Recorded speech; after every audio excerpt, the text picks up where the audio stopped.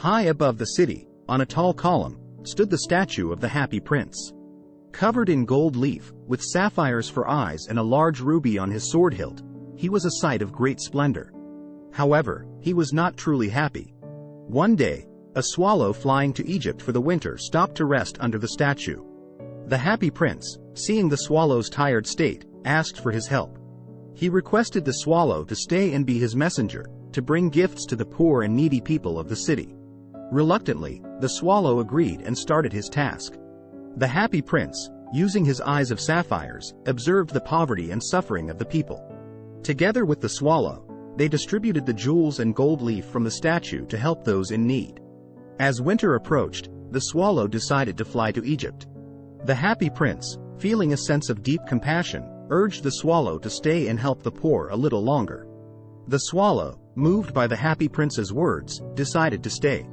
With each passing day, the winter grew colder, and the swallow's strength began to fade. The Happy Prince, seeing the swallow's weakened state, asked him to take the precious ruby from his sword hilt and give it to a poor seamstress who needed money to feed her children. The swallow complied and plucked out the ruby, but the cold began to freeze his wings, preventing him from flying. He knew that his time was limited. As the swallow's life ebbed away, the Happy Prince pleaded with him to stay just a little longer, promising to stay with him until the end. Finally, as the snow covered them both, the swallow breathed his last breath. The lead heart of the Happy Prince broke, and at that moment, a voice from the sky announced that they would be together forever in a place where sorrow does not exist. The following morning, the mayor and townspeople saw the remains of the statue and the dead swallow. They decided to replace the statue with a more practical one, as they thought the previous statue was no longer beautiful. However, as they melted down the statue, they found a curious sight. The heart of the Happy Prince did not melt and remained intact.